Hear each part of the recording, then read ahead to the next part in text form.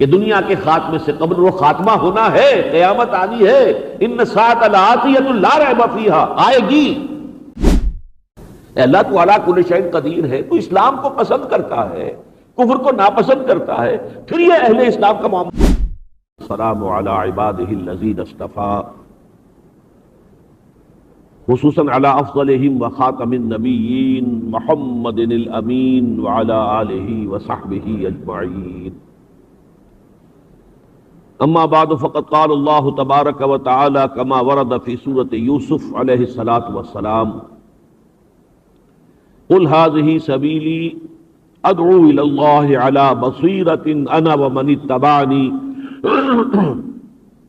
وسبحان اللہ وما انا من المشرکین۔ وقال عز وجل كما ورد في سورة الانعام ان يكفر بها هؤلاء فقد وكلنا بها قوما ليسوا بها بكافرين۔ صدق الله العظيم۔ رب اشرح لي صدري ويسر لي امري واحلل عقدة من لساني يفقهوا قولي۔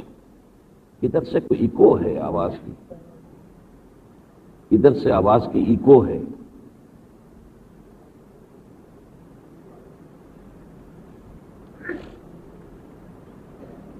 ذرا والیوم بھی بڑھوائیے، آواز ٹھیک نہیں ہے، ذرا آواز بڑھوائیے۔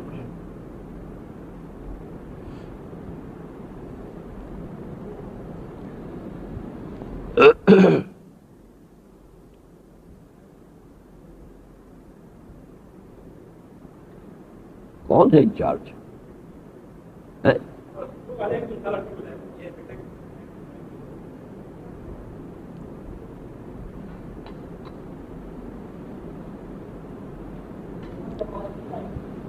رب اشرح لي صدري ويسر لي امري واحلل عقدة من لساني يفقهوا قولي۔ اللهم ربنا الهمنا رشدنا واعذنا من شرور انفسنا، اللهم ارنا الحق حقا وارزقنا اتباعه وارنا الباطل باطلا وارزقنا اجتنابه، اللهم وفقنا لما تحب وترضى وتقبل منا فإنك خير المتقبلين، آمین یا رب العالمین۔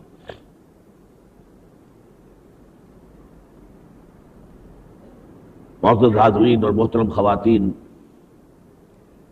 آپ کے علم میں ہے کہ ایک خاص انداز میں ایک دینی جدوجہد مجھے پاکستان میں خود اپنی سوچ، اپنے تجزیے اور اپنی تجویز کی بنیاد پر جاری رکھے ہوئے تقریباً 35 برس ہو گئے۔ ویسے تو یہ کہ میں نے ہائی اسکول کے طالب علم کی حیثیت سے بھی تحریک پاکستان میں عملاً حصہ لیا تھا، مسلم اسٹوڈنٹس فیڈریشن کے پلیٹ فارم سے۔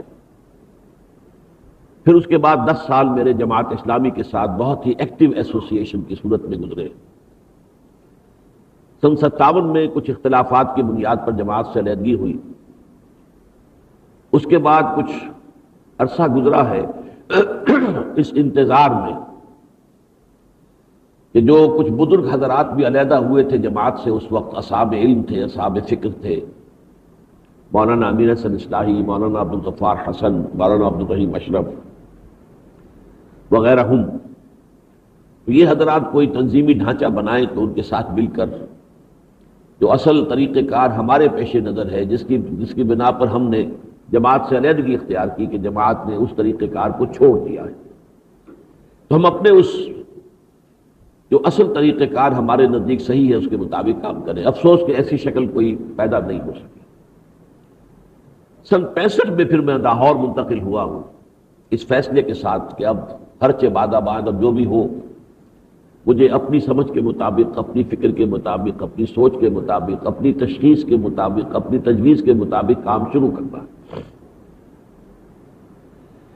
ظاہر بات ہے کہ اب اس 35 برس کا عرصہ جو ہے بے شمار میں نے مجالس میں درس قرآن دیا۔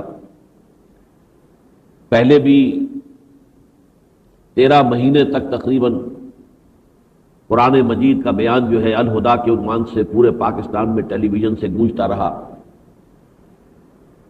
بے شمار خطابات عام کیے ہیں اس عرصے میں، مسلسل خطاب جمعہ کر رہا ہوں اس وقت سے، کوئی ایسا زمانہ نہیں گزرا کہ کسی نہ کسی مسجد کے ساتھ وابستگی اور اس میں جمعے کا خطاب نہ ہو۔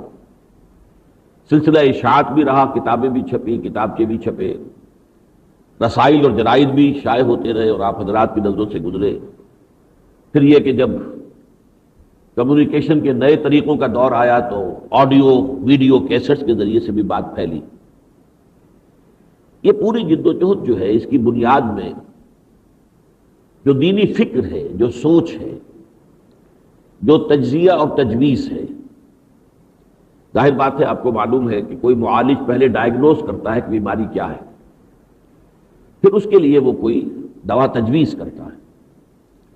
تو ہر شخص جو بھی دین کا کام کرنا چاہے، جو بھی قومی اور ملی کوئی خدمت سر انجام دینا چاہے، اسے یہ دونوں کام کرنے ہوتے ہیں کہ پہلے وہ تجزیہ کرے کہ کہاں ہمارا معاملہ خراب ہو گیا ہے، کس جگہ ہمارا طرز عمل غلط ہو گیا ہے، سبب کیا ہے، اصل روٹ کاز کیا ہے بیماری کی، اور پھر یہ کہ اس کے لیے علاج کیا ہے۔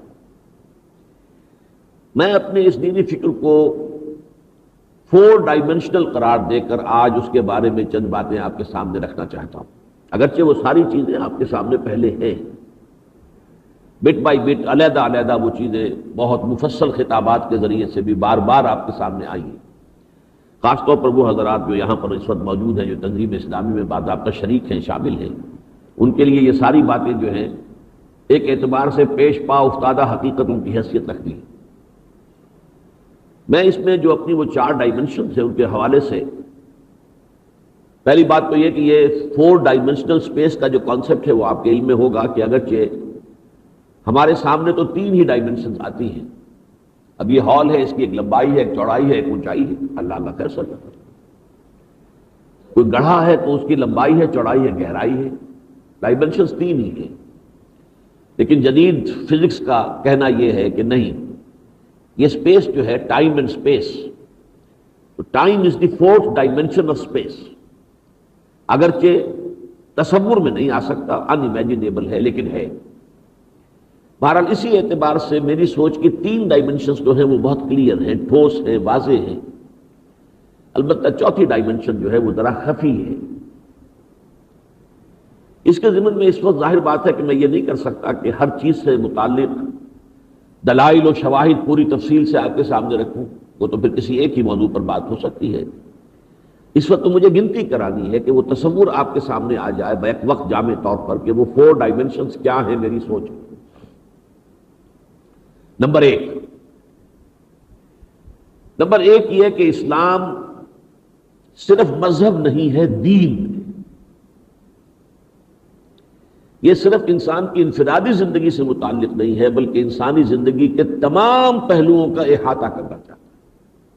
اسے ہم مختلف الفاظ میں بیان کرتے ہیں، اسلام مکمل ضابطہ حیات ہے، اسلام مکمل نظام زندگی ہے۔ صحیح ہے، تعبیر کے لیے الفاظ مختلف ہو سکتے ہیں، حقیقت ایک ہی۔ نمبر 2 یہ کہ یہ اسلام اپنا غلبہ چاہتا ہے، مغلوب ہونے پر رضامند نہیں ہے۔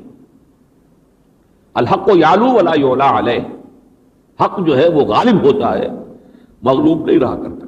تو اگر اسلام حق ہے تو اس کی فطرت میں ہے کہ وہ اپنا غلبہ چاہتا ہے۔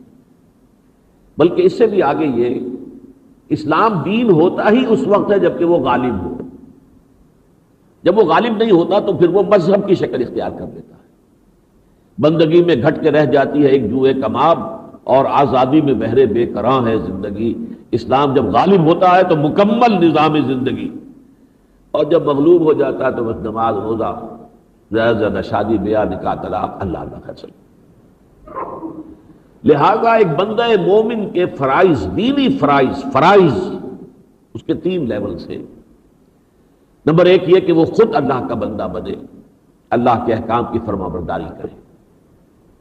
اسی کا نام اسلام ہے، اسی کا نام اطاعت ہے، اسی کا نام تقویٰ ہے، اسی کا نام عبادت رب ہے۔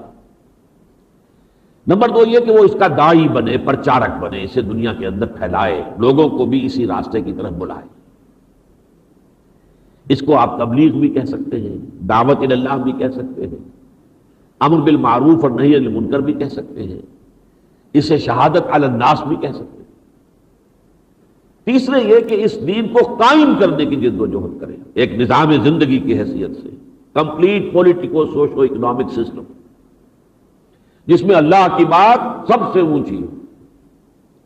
اسے تکبیر رب بھی کہتے ہیں، اقامت دین بھی کہتے ہیں، اعلاء کلمۃ اللہ بھی کہتے ہیں، اظہار دین الحق بھی کہتے ہیں، لتکون کلمۃ اللہ العلیٰ لیکون الدین کلہ للہ، نظام خلافت بھی کہتے ہیں۔ یہ مختلف عنوانات ہیں لیکن بات ایک ہی ہے، عباراتنا شتیٰ وحسن کا واحد۔ یہ جد و جہد فرض عین ہے، یہ کوئی اضافی نہیں ہے، نیکی کوئی نفلی کام نہیں ہے، فرض عین۔ اور اس کے ضمن میں دو چیزیں لازم ہیں۔ لوازم یوں سمجھیے جیسے نماز فرض عین ہے تو وضو اس کے لیے لازم ہے، اس کے لیے جہاد لازم ہے، اور ایک منظم جماعت لازم ہے، اس کے بغیر یہ کام نہیں ہو سکتا، جس کو کہ حضور نے ایک حدیث میں جمع کیا، انی آمرکم بخمس اللہ امرنی بہن بالجماعت والسمع والطاعت والہجرت والجہاد فی سبیل اللہ۔ تفصیل میں جیسا کہ میں نے عرض کیا جانے کا موقع نہیں ہے، صرف گنتی میں کرا رہا ہوں۔ آخری بات، اس پہلی ڈائمنشن جو ہے میرے اس دینی فکر کی، اس کی آخری بات یہ ہے کہ اس کے لیے منہاج اور طریقہ کار وہی اختیار کرنا پڑے گا جو محمد الرسول اللہ صلی اللہ علیہ وسلم نے اختیار کیا۔ کسی مانگے تانگے طریقہ کار سے، کمیونسٹوں کا طریقہ کار، فلاں فاشسٹوں کا طریقہ کار، فلاں انقلاب ایسے آ گیا تھا، نہیں۔ اس کے لیے دیکھنا ہوگا کہ انقلاب محمدی علیہ صاحب الصلاۃ والسلام کس طور سے آیا تھا۔ لہذا منہج انقلاب نبوی یہ بھی میرے اس فکر کا ایک اہم گوشہ ہے۔ اور آخری بات یہ ہے کہ یہ جو فرض ہے دینی، اس میں کوئی اس اعتبار سے فرق واقع نہیں ہوتا کہ آدمی اکیلا ہے یا کسی ملک کے اندر بسنے والوں کی عظیم اکثریت مسلمانوں پر مشتمل ہے۔ اگر ایک بھی صاحب ایمان کہیں ہے تو اس کا فرض ہے کہ وہ جد و جہد کرے اور وہ وہاں پر اللہ کے دین کو قائم کرنے کے لیے تن من دھن کی بازی لگائے۔ اور اس کے لیے سب سے بڑی مثال یہ ہے کہ حضور نے جب کام شروع کیا تو آپ اکیلے تھے، تنہا تھے، واحد تھے۔ لقد کان لکم فی رسول اللہ اسوۃ حسنہ۔ بہت سے نبی ناکام ہو گئے، آپ بھی ناکام ہو جائیں، کوئی، لیکن آپ لگے رہے اسی کام میں۔ 950 برس بیت جائیں، کوئی مانے نہ مانے، نہ مانے نہ مانے، آپ کو اس سے بحث نہیں۔ یہ کام کرتے رہنا آپ کے ذمے ہے۔ یہ ہے میرے دینی فکر کی وہ بنیاد، وہ جڑ، وہ اساس، جس کو میں نے قرآن مجید کے ذریعے سے عام کیا ہے اور ایک مطالعہ قرآن حکیم کا ایک منتخب نصاب مرتب کیا۔ اس کے درس جس کثرت سے میں نے دیے ہیں اب اندازہ کرنا مشکل ہے، اللہ کے ہاں تو سارا حساب کتاب درج ہے، کتنی مرتبہ دیے ہیں، کہیں مختصر دیے ہیں، کہیں مطول دیے ہیں۔ الہدا میں بھی اس کا آدھا درس مکمل ہو گیا تھا، اب یہ حقیقت دین میں کچھ اور اس کے پہلو میں نے واضح کر دیے ہیں۔ بہرحال میں نے اس منتخب نصاب کے ذریعے سے نمبر 1 یہ کہ دین کیا ہے، اور نمبر 2 یہ کہ دین کے تقاضے کیا ہیں، دین ہم سے چاہتا کیا ہے، دینی فرائض کیا ہے، اس کو اپنی امکانی حد تک واضح کیا۔ اور اب الحمدللہ میرے بہت سے ساتھی ایسے موجود ہیں کہ جو ٹیک اوور کر چکے ہیں یہ کام مجھ سے۔ اب اس منتخب نصاب کا درس اور اس کے ذریعے سے یہ تصور دین کی تصحیح اور فرائض دینی کی جامع تصور کو لوگوں کے ذہنوں میں اور ان کے دلوں میں راسخ کرنے کا کام جو ہے، اب میں یہ کہہ سکتا ہوں کہ گئے دن کے تنہا تھا میں انجمن میں، یہاں میرے رازداں اور بھی ہیں، میرے بہت سے ساتھی ہیں جو اس کام میں لگے۔ بہرحال یہ ہے میری اس دینی سوچ کا، یوں کہہ لیجئے یہ بیس ہے یہ۔ اب آئیے اس کی دوسری بعد، دوسری ڈائمنشن کیا ہے؟ ہم مسلمان ہیں اور ایک عالمی ملت اسلامیہ کے افراد ہیں۔ یہ ملت اسلامیہ امت محمد صلی اللہ علیہ وسلم، کسی کے خیال میں 120 کروڑ ہے، 130 ہے، 140 ہے، 150 ہے، یہ فرق ہے تھوڑا سا، لیکن یہ کہ جتنے بھی انسان اس روئے ارضی پر آباد ہیں ان میں سے ہر چوتھا یا کم از کم ہر 5واں انسان مسلمان ہے۔ بہت بڑی امت ہے، لیکن پریپیئر فار دی شاک، میرا تجزیہ یہ ہے یہ امت اپنے آپ کو امت مرحوم سمجھتی ہے، رحمتیں ہیں؟ نہیں، اس وقت یہ امت عذاب الہی کی گرفت میں ہے، تلخ حقیقت ہے یہ، کوئی مسلمان اس کو باور کرنے کو تیار نہیں ہوگا۔ ہمیں تو غرہ ہے، ہم تو رحمت للعالمین صلی اللہ علیہ وسلم کی امتی ہیں، ہم اور عذاب الہی نہیں۔ اچھی طرح سمجھ لیجیے، تلخ حقیقت یہی ہے کہ یہ امت اس وقت اللہ کے عذاب کی گرفت میں ہے، اور وہ عذاب کیا ہے؟ ذلت و مسکنت، ضربت علیہم الذلت والمسکنت وباؤوا بغضب من اللہ، ان پر ذلت اور مسکنت تھوپ دی گئی اور وہ اللہ کے عذاب کو لے کر لوٹے، اس میں گر گئے۔ لہذا ذلت ہے، اتنی بڑی عالم ملت اسلامیہ اور کسنمی پرست کے بھیا کیستی ہو کون تمہاری کوئی رائے کسی بین الاقوامی مسئلے میں کوئی رائے کسی مسلمان سے پوچھی جاتی ہے؟ ان پر تو فیصلے تھوپے جاتے ہیں، G7 G15، اور کوئی مسلمان نہ G7 میں، نہ G15 میں، نہ 3 میں، نہ 13 میں۔ سیکورٹی کونسل، اس میں بھی اب اگر مزید کوئی آنے والا ہے تو بھارت آنے والا ہے، کسی مسلمان ملک کا تو کوئی سوال پیدا نہیں ہوتا۔ جو ہمارے بہت ہی امیر ممالک ہیں، ان کی ساری دولت بھی ان کے قبضے میں ہے، جب چاہیں فریز کر دیں گے۔ ہمارے سارے وسائل پر ان کا قبضہ ہے، سب سے بڑی دولت اللہ نے جو ہمیں تیل کی دے رکھی ہے، اب وہ وہاں پنجے گاڑ کر بیٹھ سکے۔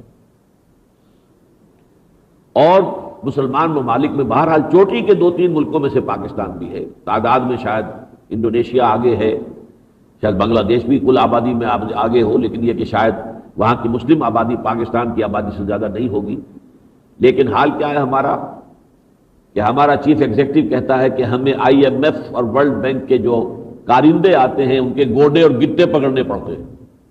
یہ چیف ایگزیکٹو صاحب فرما رہے ہیں، اتنی کولوکیل لینگویج میں گوڈے گٹے پکڑنا، یہ ہمارا حال ہے، ہماری پالیسی وہاں طے ہوتی ہے۔ ضربت علیہم الذلۃ والمسکنۃ، یہ کیوں ہے ایسا؟ قانون خدابندی یہ ہے کہ جو امت اللہ کے دین کی حامل ہوتی ہے، کسٹوڈین ہوتی ہے، اللہ کی کتاب کی حامل ہوتی ہے، وقت کے رسول کی امت اپنے آپ کو شمار کراتی ہے، وہ دنیا میں اللہ کا نمائندہ ہوتی ہے۔ اب اگر وہ اپنے عمل سے غلط نمائندگی کرے، مس ریپرزینٹ کریں اللہ کو، تو وہ کافروں سے بڑھ کر ناپسندیدہ مبغوض ہیں اللہ کی طرف۔ یہ جو سوالات ہمارے شعراء کرتے رہتے ہیں، رحمتیں ہیں تیری اغیار کے کاشانوں پر، برق گرتی ہے تو بے جارے مسلمانوں پر، کیوں؟ کیا اللہ ظالم ہے؟ کیا اللہ کو کفر سے محبت ہے؟ یہ کیوں سارا غلبہ ان کو دے رکھا ہے؟ وہ تو نہ محمد کو مانے نہ قرآن کو مانے صلی اللہ علیہ وسلم، پھر کیوں؟ تلخ حقیقت ہے، سوچئے۔ بڑا پیارا شعر اقبال کا، تو قادر و عادل ہے مگر تیرے جہاں میں ہے تلخ بہت بندہ مزدور کے اوقات۔ اے اللہ تو علی کل شیء قدیر ہے، تو اسلام کو پسند کرتا ہے، کفر کو ناپسند کرتا ہے، پھر یہ اہل اسلام کا معاملہ یہ کیوں ہے کیوں ذلیل کہ کل تک نہ تھی پسند؟ گستاخی فرشتہ ہماری جواب، اس کا جواب کیا ہے؟ تمہارا کام تھا اللہ کی نمائندگی اور تم غلط نمائندگی کر رہے ہو، مس ریپرزینٹ کر رہے ہو۔ ہم سے پہلے اسی معاملے کے اندر سے ہو کر گزر چکی ہے سابقہ امت مسلمہ بنی اسرائیل۔ ہمیں بھی قرآن نے 2 خطاب دیے، امت وسط اور خیر امت۔ وَكَذَلِكَ جَعَلْنَاكُمْ أُمَّةً وَسَطًا لِتَكُونُوا شُهَدَاءَ عَلَى النَّاسِ وَيَكُونَ الرَّسُولُ عَلَيْكُمْ شَهِيدًا وَكُنْتُمْ خَيْرَ أُمَّةٍ أُخْرِجَتْ لِلنَّاسِ تَأْمُرُونَ بِالْمَعْرُوفِ وَتَنْهَوْنَ عَنِ الْمُنكَرِ وَتُؤْمِنُونَ بِاللَّهِ۔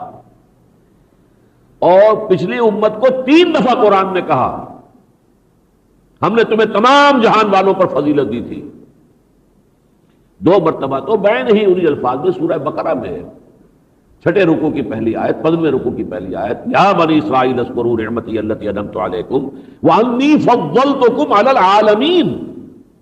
یہ تورات کے الفاظ تو نہیں ہے، یہ تالمود کی عبارت نہیں ہے، یہ قرآن مجید کی آیت ہے، لیکن چونکہ انہوں نے وہی کیا تھا، قول اور ہے عمل اور ہے، دعویٰ ہے تورات پر ایمان کا عمل اس کے خلاف ہے. لہذا ضربت علیہم الذلۃ والمسکنۃ وباؤوا بغضب من اللہ، یہ سورہ بقرہ میں فرمایا ضربت علیہم الذلۃ اینما ثقفوا الا بحبل من اللہ وحبل من الناس وباؤوا بغضب من اللہ وضربت علیہم المسکنہ.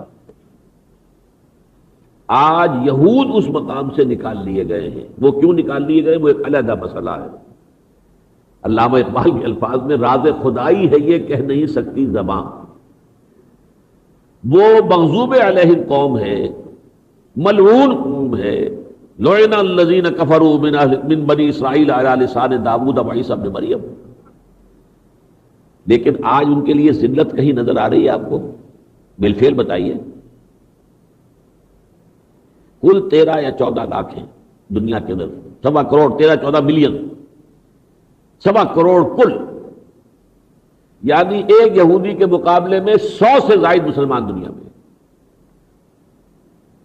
ایک یہودی کے مقابلے میں کم سے کم 10-15 تو عرب ہی ہے صرف.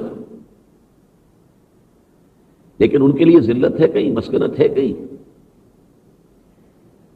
ورلڈ ٹریڈ ان کے قبضے میں ہے، ورلڈ فائنینسنگ ان کے قبضے میں ہے، سول سپر پاور آن ارتھ امریکہ ان کے شکنجے میں جکڑا ہوا ہے. ایٹمک وار ہیڈز کے ان کے پاس پائلز جمع ہیں، اس وقت انبار لگے ہوئے ہیں. کہاں ہے وہ ضربت علیہم الذلۃ والمسکنہ؟ وہ جگہ خالی تھی، اس کو پر آج ہم نے کیا ہوا ہے. کردار وہی ہے. انہیں اللہ نے تھوڑا سا سہارا دیا ہے. کیوں کہ ایک ملعون قوم کے ہاتھوں اس خیر امت کے بہترین حصے کی مرمت کروانی ہے. اربوں پر عذاب الہی آئے گا یہودیوں کے ہاتھ میں، اور آیا ہوا ہے سامنے. ذلت و مسکنت، جس کے ساتھ بات کرنے کو کبھی تیار نہیں تھے، ایک کمرے میں ایک وقت نہیں ہو سکتے تھے، ایک میز پر بیٹھنے کو تیار نہیں تھے. پھر انہیں کو بغل بھی لگایا، اس بغل گیر بھی ہوئے، سب نے تسلیم بھی کیا. بہرحال یہ ایک علیحدہ بات ہے. لیکن اس وقت بات سمجھ لیجئے، میری بات یہ کہ نمبر 2 میرا جو فکر کا گوشہ ہے، عالمی ملت اسلامیہ اس وقت اللہ کے عذاب کی گرفت میں ہے. وہ ہے ضربت علیہم الذلۃ والمسکنۃ وباؤوا بغضب من اللہ والعذاب، جو سابقہ امت کو ملا تھا. اسی طرز عمل کو اختیار کرنے کے باعث ہمیں بھی مل گیا. اس عذاب کے ختم ہونے کی صرف ایک صورت ہے. اگر یہ نہ ہوئی شکل تو اس عذاب میں تخفیف بھی نہیں ہوگی، اس کی شدت میں اضافہ ہوتا چلا جائے گا. ایک واحد صورت ہے کہ اس دنیا میں کم سے کم ایک سائزیبل ملک میں اسلام کا مکمل نظام قائم کر کے دنیا کو دکھا دیا جائے، ریپرزنٹیشن صحیح کر دی جائے اللہ کے دین کی، پوری دنیا کو کھلی دعوت دے دی جائے، آؤ دیکھو یہ ہے اسلام، یہ ہے محمد کا دیا ہوا دین صلی اللہ علیہ وسلم، یہ ہے محمد کی رحمت للعالمین کا مظہر اتم صلی اللہ علیہ وسلم. آؤ دیکھو یہ سیاست، یہ معیشت، یہ نظام، یہ معاشرہ، یہ اخوت، یہ حریت، یہ محبتیں، یہ امن، یہ سکون، یہ چین، یہ کفالت عامہ، یہ حریت عمومی. آؤ دیکھو مضبوط خاندانی نظام، پرسکون خاندانی زندگی، آؤ دیکھو دیکھو یہ ہے اسلام. اگر تو یہ کر سکے تو یہ ایک ملک میں بھی اگر ہو جائے تو گویا کہ فرض کفایہ ادا ہو جائے گا پوری امت کی طرف سے. لیکن اگر یہ ایک ملک کے اندر بھی یہ کام نہیں ہوتا تو اللہ کے اس عذاب میں کوئی کمی نہیں آئے گی، بلکہ اس میں اضافہ ہوگا. یہ ہے میری دینی سوچ کا دوسرا ڈائمنشن، بعد ثانی. تیسرا، یہ ملک پاکستان. میں پہلے ایک فرد سے چلا تھا اور سب سے پہلے اوپر جا کر جو عالمی ملت اسلامیہ ہے اس کے بارے میں نے بات کی. اب ذرا ان دونوں کے درمیان ایک شے ہے، میں اور آپ مسلمانان پاکستان شمار ہوتے ہیں. یہ ہماری ملت اسلامیہ پاکستان ہے، اس امت محمد صلی اللہ علیہ وسلم کا ایک حصہ ہے، جو ایک جغرافیائی حدوں پر مبنی ریاست جو دنیا میں اس وقت عام سٹرکچر ہے اس طرح کی ایک ریاست ہے. یہ ریاست جو ہے علی شفا حفرۃ من النار پہنچ چکی ہے. آگ کے گڑھے کے عین کنارے تک پہنچی ہوئی ہے۔ یہ سورہ آل عمران کے الفاظ ہیں۔ وَاذْكُرُوا نِعْمَتَ اللَّهِ عَلَيْكُمْ إِذْ كُنْتُمْ أَعْدَاءً فَأَلَّفَ بَيْنَ قُلُوبِكُمْ فَأَصْبَحْتُمْ بِنِعْمَتِهِ إِخْوَانًا وَكُنْتُمْ عَلَى شَفَا حُفْرَةٍ مِّنَ النَّارِ فَأَنقَذَكُم مِّنْهَا۔ تم تو آگ کے گڑھے کے عین کنارے تک پہنچ گئے تھے، گرنے والے تھے کہ اللہ نے تمہیں بچا لیا۔ آج وطن عزیز پاکستان اس تباہی اور ہلاکت کے اور اس کے آگ کے گڑھے کے عین کنارے تک پہنچا۔ قومی یکجہتی نام کی کوئی شے نہیں رہی۔ بڑے دھڑلے سے کہا تھا نواز شریف نے بھی ڈیم بنائیں گے، کالا باغ ڈیم۔ اس کے بعد کیا ہوا؟ بڑے دھڑلے سے کہا تھا انہوں نے بھی، سی ای چیف ایگزیکٹو، فوجی حکمران، لیکن نہیں، بھول جاؤ بھول جاؤ بھول جاؤ۔ کیوں؟ کسی ایکسپرٹ سے پوچھ لیجئے، پانی کا کرائسس اب تو آنکھوں کے سامنے ہے۔ پہلے تو لوگ خبریں دے رہے تھے، وارن کر رہے تھے، اب تو آپ کے سامنے رائٹنگ آن دی وال۔ جس ڈیم کے کروڑوں روپیہ خرچ ہو چکا ہے، جس کی ساری فیزیبلٹی، انفراسٹرکچر بن چکا تھا، سب کچھ، کسی اور کے لیے تو اثر نو کام شروع کریں گے تو کئی سال تو اس کو چاہیے اس کی فیزیبلٹی کے لیے، بہرحال نہیں بن سکتا۔ اس لیے کہ اس نے کہہ دیا صاف، یہ بات ضرور ہے، پرویز مشرف کی بات صاف کہہ دیتا ہے، سندھ کے لوگوں کو اعتماد نہیں ہے پنجاب پر۔ یہ کیوں ہے بے اعتمادی؟ یہ تو ایک بنیاد مرصوص تھے، ایک قوم ہندو کے مقابلے میں سیسا کھلائی ہوئی دیوار پر تو کھڑی ہو گئی تھی۔ مذہبی فرقہ واریت جو ہے تو وہ جن حدود کو چھو رہی ہے وہ آپ کے سامنے ہے۔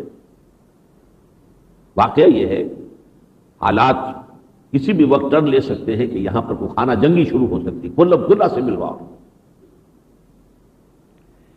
معیشت ہے تو وہ دیوالیہ تو ہو چکی، ڈیفالٹ تو ہم کبھی کے کر چکے ہوتے، لیکن یہ تو ورلڈ بینک اور آئی ایم ایف، کیونکہ ہم نے اپنی مین پالیسی ان کے ساتھ ہم آہنگ کر لی ہے، ان کا سوشل انجینئرنگ کا پروگرام بھی ہم نے اڈاپٹ کر لیا ہے۔ 1/3 عورتیں میدان میں آ جائیں گی بلدیاتی سطح پر۔ وہ معاشرے کو جس رخ پر لے کے جانا چاہتے ہیں آپ اسی پر لے کر جا رہے ہیں۔ آپ بھارت اور پاکستان کے درمیان تہذیبی ہم آہنگی پیدا کرنے کے بھی ان کے پروگرام پر پوری طرح عمل پیرا ہے۔ وہ بسنت ہو، جشن بہاراں ہو، وہ ایک کلچر، ایک تہذیب، یہ ان کا پروگرام ہے۔ آپ نے چونکہ اس کے اندر اپنے آپ کو فٹ کر لیا، اس لیے وہ لائف سپورٹس کے درجے میں آپ کو یہ ایک اور تھوڑی سی قرض کی رقم، تھوڑی سی اور قرض کی رقم، آپ کی خوشامدیں ان کی طرف سے، یہ بہت بڑا کارنامہ ہوتا ہے۔ ہاں وہ قرض منظور ہو گیا، چاہے اس کا نتیجہ یہ ہے کہ اب آپ اور زیادہ گڑھے کے اندر دفن ہو رہے ہیں۔ سیاست ہے تو اس کا کوئی کل سیدھا نہیں، اونٹ تیری کون سی کل سیدھی۔ اب پھر ہم وہیں آ کھڑے ہوئے ہیں۔ ایوب خان نے کنونشن لیگ بنائی تھی، اب یہ ایک اور لیگ بن رہی ہے، اس کے ذریعے سے اور اس سے اپنے سارے اقدامات کے لیے انڈیمنٹی لے کر، اور یہ کہ صدارت اپنے ہاتھ میں لے کر بیٹھ جائیں۔ اور یہ نہیں تو پھر یہ ہوگا کہ کوئی عوامی ایجیٹیشن ہوگا، ہلہ گلہ ہوگا، بھٹو کی طریقے سے نکلنا پڑے گا۔ کوئی جس میں کہ کوئی دوام ہو، کوئی پائیداری ہو، کوئی پروگرام بنا کر اس پر عمل کیا جا سکے۔ بھائی ادھر آپ کے چیف ایگزیکٹو فرما رہے ہیں کہ یہ دشمن دانت تیز کر رہا ہے، یہ الفاظ ہیں۔ ظاہر بات ہے کہ اس دشمن نے تو آپ کو کبھی تسلیم کیا ہی نہیں تھا۔ یہ دوسری بات ہے کہ وہ دشمن یہ سوچے کہ یہ خود بخود پتاشے کی طرح گھلتے جا رہے ہیں تو ہمیں خواب خواہ اس کے اوپر ضرب لگانے کی ضرورت کیا ہے، یہ بھی ایک سوچ ہو سکتی ہے۔ لیکن یہ کہ بہرحال یہ حالات ہیں اس پاکستان کے، یہ تباہی کے اپنے گڑھے پر پہنچا ہوا۔ سبب کیا ہے اس کا؟ سبب ہے ایک وعدہ خلافی جو اللہ تعالیٰ کے ساتھ کی گئی ہے۔ ہم نے کہا تھا اللہ ہمیں ہندو اور انگریز کی دوہری غلامی سے نجات دے، ہم تیرے دین کا بول بالا کریں گے۔ قائد اعظم نے کہا، ڈٹ کر کہا، بار بار کہا، سینکڑوں مرتبہ کہا۔ اس پر ہم یہاں سیمینار بھی کر چکے ہیں، کتاب شائع کر چکے ہیں، انگریزی ان کے بیانات جو ہیں وہ ہم نے کتابی شکل میں جمع کر دی ہیں۔ علامہ اقبال نے کہا تھا کہ اگر ایک ایسی ریاست وجود میں آ جاتی ہے، آزاد مسلم ریاست ہندوستان کے شمال مغرب میں، تو ہمیں موقع مل جائے گا کہ دور ملوکیت میں جو داغ اور دھبے پڑ گئے تھے اسلام کے چہرے پر، ان کو دھو کر اصل اسلام، ملوکیت سے پہلے کا اسلام، خلافت راشدہ کا اسلام تھا، اس کا نقشہ دنیا کو دکھائیں۔ لوگوں نے ووٹ اگر دیے تھے 1946 کے الیکشن میں، تو ظاہر بات ہے کہ وہ نعرہ وہی تھا، پاکستان کا مطلب کیا، لا الہ الا اللہ۔ یہ وعدہ ہم نے کیا، اس وعدے کی خلاف ورزی کی، اس خلاف ورزی کی ایک سزا ہمیں یہ ملی، ملک دو لخت ہو گیا، بدترین شکست کا کلنک کا ٹیکہ ہمارے ماتھے پر لگا۔ اور دوسری اس سے بھی زیادہ سخت سزا جو ملی ہے، وہ تو شکست ہی ایک وقت میں آئی، جو بھی تھا کلنک کا ٹیکہ لگ گیا، ایک مستقل جو ہے، جو اندر ہی اندر ہمیں دیمک کی طرح چٹ کر رہی ہے، جو سزا اللہ تعالی کی طرف سے، وہ سزا کیا ہے؟ اللہ تعالیٰ نے اس قوم کے دلوں میں نفاق پیدا کر دیا۔ یہ اجتماعی سزا ہے جو قرآن کے روح سے کسی بھی گروہ کو ملتی ہے اگر وہ اللہ سے کیے ہوئے اپنے کسی وعدے کی خلاف ورزی کرے۔ وَمِنْهُمْ مَنْ عَاهَدَ اللَّهَ، ان میں سے وہ بھی ہیں منافقین مدینہ میں سے جنہوں نے اللہ سے ایک عہد کیا تھا، لَئِنْ آتَانَا مِنْ فَضْلِهِ، اگر اللہ ہمیں اپنے فضل سے نواز دے گا، ہمیں غنی کر دے گا، دولت مند بنا دے گا، لَنَصَّدَّقَنَّ وَلَنَكُونَنَّ مِنَ الصَّالِحِينَ، خوب صدقہ خیرات کریں گے، بالکل نیک ہو جائیں گے۔ لیکن پھر جب اللہ تعالیٰ نے انہیں نواز دیا، غنی بنا دیا، دولت دے دی، بخیلوں میں ہی اب بخل سے کام لیا، وَتَوَلَّوْا وَهُمْ مُعْرِضُونَ، پیٹھ موڑ لی، اعراض کیا، فَعَاقَبَهُمْ نِفَاقًا فِي قُلُوبِهِمْ، تو اللہ نے سزا کے طور پر ان کے دلوں میں نفاق کی بیماری پیدا کر دی۔ یہ نفاق کی بیماری ہے جو نفاق باہمی کی شکل میں ہے، اب صوبائیت پرستی ہے، لسانیت پرستی ہے، ایتھنیسٹی ہے، علاقائیت پرستی ہے، اور فرقے وارانہ مذہبی چپقلش ہے۔ یہ نفاق باہمی ہے، عذاب الہی کی ایک بدترین شکلوں میں سے ایک یہ۔ اور نفاق کا دوسرا معاملہ سیرت و کردار کا دیوالہ نکل گیا، صداقت، امانت، ایفاء عہد ختم۔ آیت المنافق ثلاث، منافق کی علامتیں ہی یہ تین ہیں، اذا حدث کذب واذا اؤتمن خان واذا وعد اخلف، جب بات کرے جھوٹ بولے، جب وعدہ کرے خلاف ورزی کرے، جب امین بنا دیا جائے تو خیانت کرے۔ یہ ہماری قوم کے ماتھے پر یہ تینوں چیزیں لکھی ہوئی ہیں۔ جیسے دجال کے بارے میں آتا ہے، حضور نے فرمایا کاف فے رے، کفر لکھا ہوگا اس کی پیشانی پر۔ اسی طرح پاکستان کے اس وقت مسلمان معاشرے کے اوپر یہ تین چیزیں، جھوٹ، وعدہ خلافی اور خیانت، غبن۔ اب یہ غبن ہوئے ہیں، اربوں میں ہوئے ہیں، پہلے کبھی چھوٹے بہت سینکڑوں میں، ہزاروں میں غبن ہوا کرتے تھے، اب ترقی ہوئی ہے تو اب تو یہ تو اربوں میں، کروڑوں کے اندر جو ہے وہ غبن ہوئے۔ بہرحال اس ضمن میں بھی نوٹ کر لیجئے، اس کا بھی علاج صرف ایک ہی ہے۔ اگر ہم توبہ کریں، اللہ سے کیے ہوئے وعدے کی طرف رجوع کریں، اگر یہاں ہم اسلام کو قائم کریں، اور اسلام کے قائم کرنے سے مراد اسلام کا نظام عدل اجتماعی بھی، اور اسلامی شعائر، اسلامی عبادات، اسلامی قوانین، اسلامی تعزیرات، اسلامی حدود، ان سب کا نفاذ، ٹوٹل اسلام، ادخلوا فی السلم کافہ، اسلام میں داخل ہو جاؤ پورے کے پورے، سموچے کے سموچے۔ اگر یہ کریں گے تو ہم پہ اللہ تعالیٰ کا یہ اس وقت کی جو یہ ہم آگ کے کنارے کے گڑھے پر کھڑے ہیں، اللہ ہمیں بچا لے گا، نکال لے گا۔ ورنہ یہ کہ کوئی بھی ٹرم نسیہ منسیہ کر سکتی ہے، دنیا تو آپ کی اجتماعی انتقال اور موت کی خبریں پہلے سے دے رہی ہے۔ 2015 میں کوئی پاکستان نہیں ہوگا اور 2020 میں کوئی پاکستان نہیں ہوگا۔ یہ تو چیزیں ان کے بڑے بڑے تھنک ٹینکس جو ہیں جو کچھ تجزیے کر کے ثابت کر رہے ہیں، وہ تو یہ ہے کہ ٹھیک ہے، ان کے تجزیے اپنی جگہ، اللہ کی قدرت اور مشیت اپنی جگہ، لیکن بہرحال اگر ہم نے اپنی روش نہ بدلی تو یہ شدنی ہے، یہ ہوگا، تمہاری داستان تک بھی نہ ہوگی داستانوں۔ یہ تین ڈائمنشنز ہیں میری سوچ کے جو بالکل واضح ہیں، کنکریٹ ہیں۔ ایک انفرادی اعتبار سے دین، اسلام دین ہے، غلبہ چاہتا ہے، اور اس کے ماننے والوں کا فرض ہے کہ اس کو غالب کرے، سیدھی سیدھی بات۔ نمبر 2، امت مسلمہ اللہ کے عذاب کی گرفت میں ہے، اور اس سے بچنے کی ایک ہی شکل ہے کہ کم سے کم فرض کفایہ کے درجے میں کسی ایک سائزیبل ملک میں اللہ کا مکمل دین قائم کر کے دنیا کو دکھا دیا جائے اور ریپرزنٹیشن اللہ کے دین کی اللہ کی صحیح ہے۔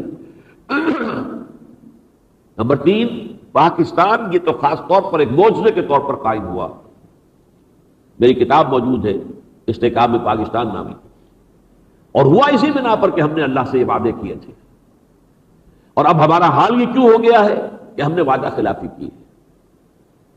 اب اس کے بعد ہم اس تباہی کے گڑھے کے کنارے تک پہنچ چکے ہیں، یا ادھر یا ادھر، لیکن اس کا بھی ایک ہی امکان ہے، وہ یہ کہ یہاں پہ اللہ کے دین کو غالب کیا جائے مل کے۔ یہ تینوں چیزیں آ کر ایک نقطے پر جمع ہو گئی ہیں۔ اب جو میری فکر کا چوتھا جو اس کی ڈائمنشن ہے وہ ہے کہ جو میں نے کہا تھا خفی ہے، جیسے فورتھ ڈائمنشن آف اسپیس کی حیثیت سے ٹائم ان امیجنیبل ہے، ایسے یہ چیزیں بھی ایسی ہیں کہ جو فطرت کے اشارات کو تو آپ کہہ سکتے ہیں کہ ان سے کچھ ہمیں حاصل ہوتا ہے، لیکن اس کو 2 اور 2 4 کی طرح ثابت کرنا ممکن نہیں۔ یہ فورتھ ڈائمنشن میری کیا ہے؟ نمبر 1، قیامت سے قبل اس کل روئے عرضی پر اللہ کے دین کا غلبہ ہو کر رہے گا۔ اب یہ بحالات موجودہ کسی دیوانے کی بڑ معلوم ہوتی ہے، اسلام کا غلبہ پوری دنیا میں، ویسٹ تو بغلے میں جا رہا ہے، اینڈ آف ہسٹری ہم پہنچ چکے ہیں، تاریخ انسانی کے آخری کنارے تک ہم پہنچ چکے ہیں، اب اس سے آگے کوئی ہے ہی نہیں منزل۔ اور اسلام تو بیچارہ کہیں ہے ہی نہیں، نہ 3 میں نہ 13 میں۔ ہاں مقابلے میں کمیونزم آیا تھا، اس کو دیکھ لو، اس کا لاشا پڑا ہوا ہے، اور وہ تو متعفن ہو گیا ہے۔ نظام تو ہمارا ہی ہے، ایک ہی ہے، لیکن نہیں۔ یہ منطقی طور پر قرآن میں بھی موجود ہے کہ محمد کو بھیجا اللہ نے دین کے غلبے کے لیے، هو الذی ارسل رسولہ بالہدی ودین الحق لیظہرہ علی الدین کلہ، 3 دفعہ آیا، اور 5 دفعہ یہ آیا کہ بھیجا ہے پوری نوع انسانی کے لیے۔ وما ارسلناک الا کافۃ للناس بشیرا ونذیرا، تو حضور کا مقصد بعثت پورا اسی وقت ہوگا جب پورے عالم انسانیت پر اسلام کا غلبہ ہو جائے۔ قرآن میں بھی اشارہ ہے، حدیث میں وضاحت کے ساتھ چیزیں موجود ہیں، وہ حدیثیں ہم نے کافی عام کی ہیں، اس وقت میں بیان نہیں کر سکتا، لیکن یقین ہے اس بات پر کہ دنیا کے خاتمے سے قبل وہ خاتمہ ہونا ہے، قیامت آنی ہے، ان الساعۃ لآتیۃ لا ریب فیہا، آئے گی، اور اس سے پہلے کل روئے عرضی پر اللہ کا دین غالب ہوگا۔ مجھے اس میں شمع برابر بھی شک نہیں، قرآن اور سنت کی، قرآن اور حدیث کی روشنی۔ البتہ اس کے بعد دوسرا قدم اس کا یہ ہے، اس کا نقطہ آغاز یہ سرزمین پاکستان اور اس سے ملحق افغانستان، یہ علاقہ اس کا نقطہ آغاز پڑے گا۔ یہ میں گمان غالب کے طور پر کہہ رہا ہوں، اشارات موجود ہیں، 400 سال کی تاریخ بھی بتاتی ہے، تفصیل سے میں یہ چیزیں بیان کر چکا ہوں۔ 400 سال سے مجددین امت کا سلسلہ ہندوستان میں ہوا، پہلے 1000 برس تک سارے عالم عرب میں آئے، مجدد الفسانی سے شروع ہوا، پھر شاہ ولی اللہ، پھر سید احمد بریلوی، اور پھر شیخ الہند مولانا محمود حسن، پھر 20ویں صدی عیسوی میں عظیم ترین انسان ہندوستان نے پیدا کیے مسلمانوں میں، کوئی اقبال کے پیرلل کوئی شخص پوری دنیا میں، مولانا مودودی جیسا مصنف، مولانا الیاس جیسا مبلغ، ابوالکلام جیسا داعی الی القرآن، ایک زمانے میں بڑے بہت ہی یوں سمجھیے کہ شد و مت کے ساتھ غلغلہ انہوں نے قرآن کی دعوت کا بلند کیا تھا۔ یہ سارے شواہد ہیں۔ تحریک خلافت چلی تو یہاں چلی، پھر آزادی کی تحریک میں اسلام کا نام لیا گیا تو صرف یہاں، باقی اور کہیں بھی نہیں لیا گیا۔ پاکستان کا مطلب کیا؟ لا الہ الا اللہ۔ یہ تاریخ ہے 400 برس کی، اور حضور کی احادیث ہے جن کو اس وقت میں بیان نہیں کر سکتا، ویسے ہم نے بہت بڑے پیمانے پر ان کو شائع کیا ہے، آپ تک بھی کبھی نہ کبھی میں سمجھتا ہوں کہ ضرور وہ 4 ورقہ جو ہے پہنچا ہوگا جن میں ہم نے وہ احادیث جو ہیں وہ درج کی ہیں ان کے حوالوں کے ساتھ۔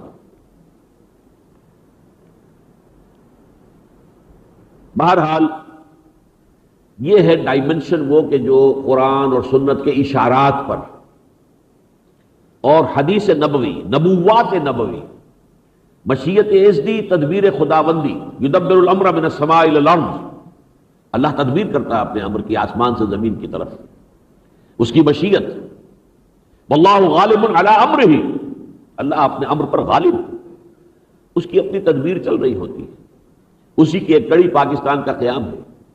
بہرحال یہ ہے وہ چیز کہ جس کو اوپر واقعہ یہ ہے کہ میں بھی جب حالات، زمین کے جو حالات ہیں ان پر غور کرتا ہوں تو یہ میرا مزمحل سا ہونے لگتا ہے۔ سنبھلنے دے مجھے اے نا امیدی، کیا قیامت ہے کہ دامان خیال یار چھوٹا جائے مجھ سے۔ فیکٹس آن دی گراؤنڈز بالکل برعکس ہیں ابھی تک، لیکن کچھ پتہ نہیں ہوتا۔ کسی بھی وقت کوئی ڈیوائن انٹرونشن، کوئی اللہ تعالیٰ کی طرف سے کوئی خاص تدبیر ایسی ہو سکتی ہے سامنے کہ اچانک حالات کا رخ ہے وہ بدل جائے۔ مجھے چونکہ وہ اشارات موجود ہیں، احادیث کے اندر وہ خبریں موجود ہیں، لہذا میں پھر اپنا صغرا کبریٰ سنبھالتا ہوں، پچھلی تاریخ کو دیکھتا ہوں اور آئندہ کے بارے میں، مستقبل کے بارے میں۔ نبوت کہتے کسے ہیں؟ نبا کہتے خبر کو، نبی کہتے خبر دینے والے کو۔ اس خبر دینے والے نے خبر دی ہے کہ اللہ کے سوا کوئی معبود نہیں، اس خبر دینے والے نے خبر دی ہے کہ مرنے کے بعد دوبارہ اٹھائے جاؤ گے اور تمہارا محاسبہ ہوگا۔ اس خبر دینے والے کی خبریں، قیامت آ کر رہے گی، اس نے خبر دی ہے، اسی نے خبر دی ہے قیامت سے قبل کل روئے عرضی پر اللہ کا دین غالب ہو کر رہے گا، اسی نے خبر دی ہے میرے عرب کو آئی ٹھنڈی ہوا جہاں سے، میرا وطن وہی ہے، میرا وطن وہی ہے۔ یخرج الناس من المشرق یؤتون للمہدی علی سلطانہ، یہ احادیث ہم بہت بیان کر چکے ہیں۔ یہ چار ڈائمنشنز اب جہاں آ کر جڑ گئی ہیں وہ ہے غلبہ اسلام۔ یہ تو ہے تشخیص کے درجے کی چیز جو میں نے آپ سے عرض کی۔ اب تجویز کیا ہے؟ غلبہ اسلام کے لیے دو محاذوں پر جد و جہد ضروری ہے، اور یہ میں نے اپنی یہ تحریکی زندگی، ویسے تو میری تحریکی زندگی میں عرض کر چکا ہوں، میں جماعت اسلامی میں جو میں نے 10 سال بسر کیے اس کا جو سمجھتا ہوں میں، مجھے اس میں کوئی ندامت نہیں ہے، بلکہ میں اس کو اپنے لیے بہت بڑی برکت سمجھتا ہوں۔ میں نے وہ وقت جو وہاں لگایا ہے خلوص اور اخلاص کے ساتھ، بہت کچھ گین کیا ہے، بہت کچھ حاصل کیا ہے وہاں سے۔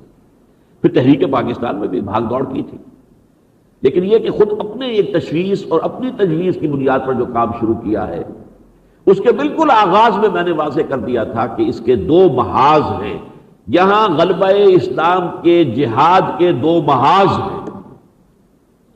اور یہ میں آپ سے عرض کر دوں کہ یہ کوئی نئی بات آج میں آپ کے سامنے نہیں رکھ رہا، یہ وہ چیزیں ہیں کہ جو 1967 میں ایک ہی سن میں نے دونوں چیزیں، ان وائٹ اینڈ بلیک جسے کہتے ہیں، بلیک اینڈ وائٹ تحریر کی شکل کے اندر وہ میری چیزیں موجود ہیں کہ جس میں یہ دونوں علیحدہ علیحدہ محاذ بیان کر دیے گئے۔ یہ دو محاذ ہیں جن پر جد و جہد کرنی پڑے گی۔ یہ 2 pronged اٹیک ہے جو باطل پر ہمیں کرنا ہوگا۔ پہلا یہ ہے کہ ایک زبردست عوامی تحریک ایسی چلے اسلام کے غلبے کے لیے، زبردست عوامی تحریک جس میں لوگ بھوکے رہنے کو تیار ہوں، مرنے کو تیار ہوں، جانے دینے کو تیار ہوں۔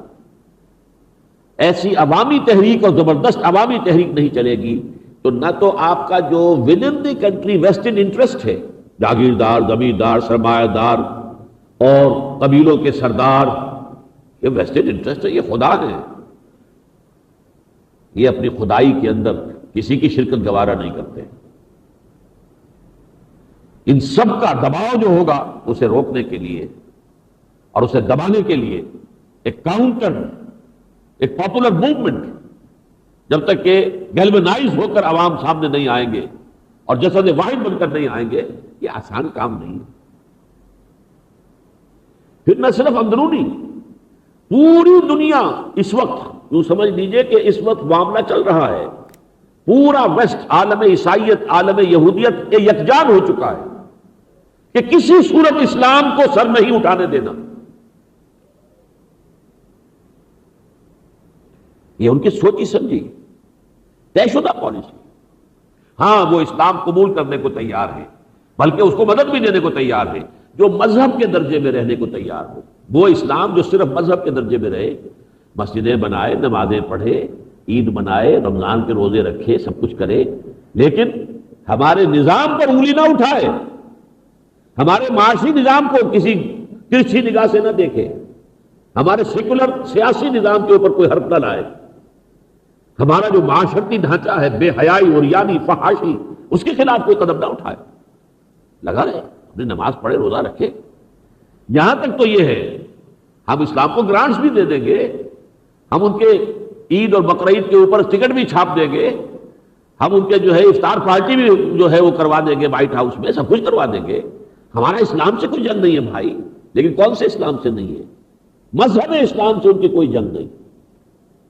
دین اسلام کو وہ کبھی بھی کسی درجے میں کسی اعتبار سے برداشت کرنے کو تیار نہیں. اور یہ پوری دنیا جو ہے اس وقت اس کے جو وسائل ہیں، اس کے جو ذرائع ہیں، وہ جو کنٹرول کر رہی ہے پوری دنیا کی معیشت کو. گلوبلائزیشن کا ایک طوفان چلا آ رہا ہے. یہ دنیا چھوٹا سا ایک گاؤں بن گئی ہے، گلوبل ولیج ہے. اور یہ قوتیں اتنی زوردار ہیں کہ کسی جگہ سے اسلام کا سر اٹھانا آسان کام نہیں. الا یہ کہ کسی ملک کے رہنے والے، ان کی ایک عظیم اکثریت اس کے لیے ان صلاتی و نسکی و محیایا و مماتی للہ رب العالمین اس انداز کے اندر میدان میں نہ آ جائے اور بھول کے رہنے کو تیار نہ ہو، فاقے کرنے کو تیار نہ ہو، اس وقت تک یہ مقابلہ نہ اندرونی دشمنوں کا ممکن ہے اور نہ بیرونی دباؤ کا ممکن ہے. لیکن ایسی کسی عوامی تحریک کے لیے پہلے ضروری یہ ہے کہ ایک منظم جماعت موجود ہو. تحریک چلانا نسبتاً آسان ہوتا ہے، جوش ہنگامہ. جماعت بنانا بہت مشکل کام ہے.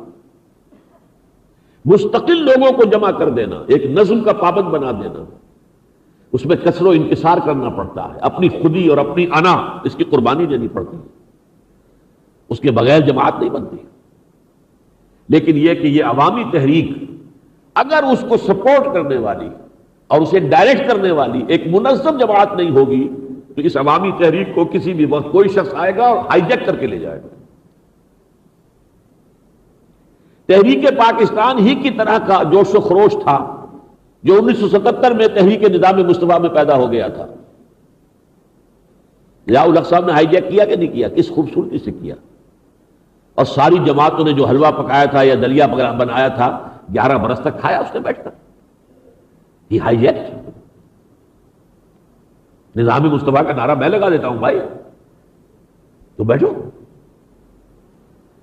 وہ جماعت ہونی چاہیے ایسی جس کے تین جو ہے اس کے تمام شرکاء کے اندر اوصاف مکمل ہو. ان کے قول و عمل میں تضاد نہ ہو. وہ اپنی ذاتی زندگیوں میں، اپنے گھریلو زندگی میں دین کو نافذ کر چکے. بڑا کڑوا مرحلہ یہ ہے، کٹھن مرحلہ یہ ہے. منزل یہی کٹھن ہے قوموں کی زندگی میں. نعرے لگوا لو، جلوس نکلوا لو، جانے بھی دے دیں گے، لیکن مسجد تو بنا دی شب بھر میں ایما کی حرارت والوں نے، من اپنا پرانا پاپی ہے برسوں میں نمازی بن نہ سکا. وہ چاہے لکھنؤ کی مسجد کا معاملہ ہو، کانپور کی مسجد کا معاملہ ہو، لاہور کی مسجد شہید گنج ہو، لوگ جانے دینے کو تیار ہوتے ہیں اور ایک رات میں مسجد بنا کے کھڑی کر دیں. لیکن نماز پڑھنا مشکل بات ہے. اپنی ذاتی زندگی، اپنی گھریلو زندگی، اپنی معاش، اپنی معاشرت پر اسلام کو نافذ کریں، نمبر 1. نمبر 2 منظم سب و طاعت، سنیں گے اور مانیں گے. نمبر 3 ہر شے قربان کرنے کو تیار. ان 3 چیزوں کو جمع کیجئے تو وہ صحابہ کی جماعت بنی، آئیڈیل جماعت. جو قول ہے وہی عمل ہے، جو اندر ہے وہی باہر ہے، جو گھر سے باہر ہے وہی گھر کے اندر ہے.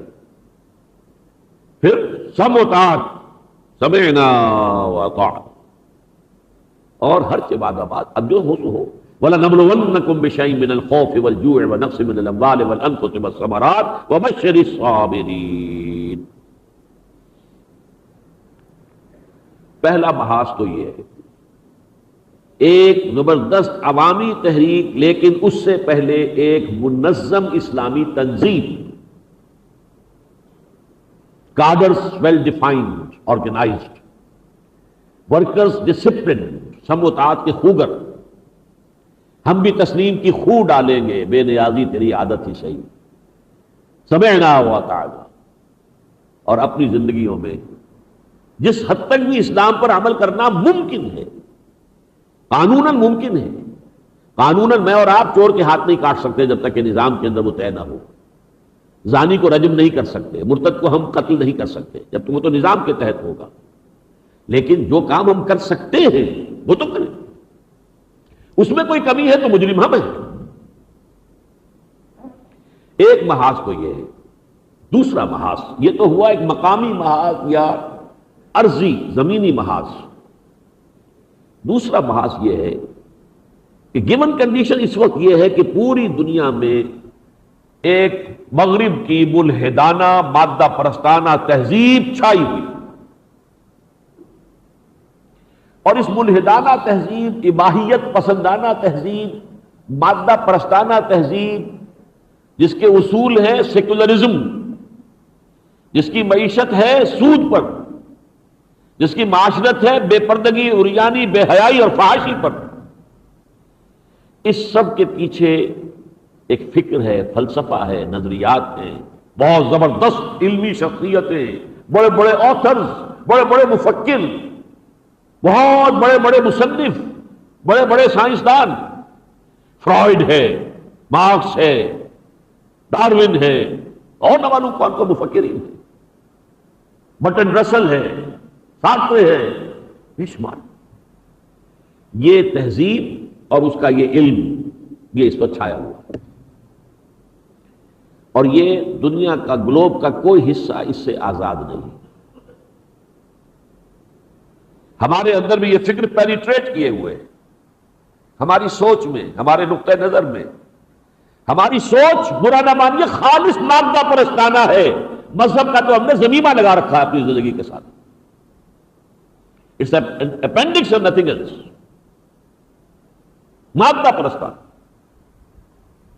ہر شخص یہ سوچے کہ وہ اپنے بیٹے کو کیا بنانا چاہتا ہے، وہی در حقیقت اس کی سوچ اور اس کی ویلیوز جو ہے اس کی نمائندگی کرنے والی شے. بہرحال جب تک ایک تو یہ ہے کہ اس ملحدانہ فکر کے رخ کو بدل کر خدا پرستانہ ایک جوابی علمی تحریک برپا کی جائے، ان کو شکست دی جائے، لیکن یہ کہ کم سے کم یہ ہے کہ کچھ نہ کچھ اس کے اندر دراڑیں تو ڈالی جائیں، اس فصیل کے اندر کہیں تو کچھ شگاف آئے. ہمارے ہاں جو مروبیت اس فکر سے ہے، اس تہذیب کی مروبیت، اس فکر کی مروبیت، اس میں کچھ کمی آئے گی تو یہ رستے کھلیں گے، ورنہ آپ کا نوجوان اس تہذیب میں، اس فکر میں، اس سوچ میں، ان نظریات میں پوری طریقے سے غرق ہے. ابھی تو یہ ہمارے مڈل کلاسز جو ذرا مڈل ایج کے لوگ ہیں، ان میں پچھلی چیز، پچھلی خوب ہو، کچھ خاندانی، کچھ نیکی، کچھ ابھی چلی آ رہی ہے. اب جو یہ نیا نظام تعلیم چل رہا ہے، نظام تعلیم پرائیویٹائز ہو چکا ہے تقریباً. اب کہاں ہے سرکاری اصول مدرسے اور سرکاری کالج؟ اور یہ سارا کا سارا نظام تعلیم جس تیزی کے ساتھ، جس شاطرانہ انداز میں، جس قدر عیاری کے ساتھ لوگوں کو اس رخ پر ڈال رہا ہے، اس کا آپ اندازہ کیجئے. جب تک اس میں ڈنٹ نہ پڑے، اس فکر کے اندر، اس سوچ کے اندر، اس نقطہ نظر کے اندر، اس فکر پر حملے نہ کیے جائیں، اس پر ٹیشے نہ چلائے جائیں. جیسے حضرت ابراہیم نے بت توڑے تھے، ایسے ہی اس فکر کے جو بت ہیں ان کو توڑا نہ جائے، اس وقت تک کامیابی نہیں ہوگی. یہ ہے ٹو پرونگڈ اٹیک جو میں نے 1967 میں پیش کیا. مئی 1967 میں ایک مضمون لکھا جو جون کے میثاق میں شائع ہوا. اس میں میں نے یہ اس وقت دنیا کی تہذیب کیا ہے، اس کے بنیادی افکار و نظریات کیا ہیں، اس میں ایمفیسس کن چیزوں پر ہے، اور پھر یہ کہ اگر اسلام کو لانا ہے تو جب تک اس کا ابطال نہ کیا جائے اور قرآن حکیم کی بنیاد پر حقیقی اور شعوری ایمان لوگوں کے ذہنوں میں پیدا نہ کیا جائے، اسلام کی نشأت ثانیہ کا خواب شرمندہ تعمیل نہیں ہو سکتا. یہ میرا کتاب چاہے انگریزی میں چھپا، اردو میں چھپا، پھر میری کتاب جو ہے دعوت رجوع القرآن کا منظر اور پس منظر اس کے ایک چیپٹر کی حیثیت سے اس کے اندر شامل ہو گیا. یہ میں نے فکر پورا 1967 میں پیش کر دیا تھا. لیکن اس کے ساتھ ہی ستمبر اکتوبر 1967 میں نے تنظیم اسلامی کی قرارداد تاسیس، تنظیم اسلامی کی توضیحات، اس کے مقاصد، تنظیم کا بھی ایک خاکہ پیش کر دیا. ایک طرف علمی کام، ایک طرف ایک تنظیم، تاکہ وہ تنظیم کسی مرحلے پر اتنی قوی ہو جائے کہ پھر ایک زبردست عوامی تحریک چلا سکے، اور چلا کر پھر اس کو کنٹرول کر سکے، اس کو صحیح رخ پر قائم رکھ سکے، اس کو ہائی جیک ہونے سے بچا سکے.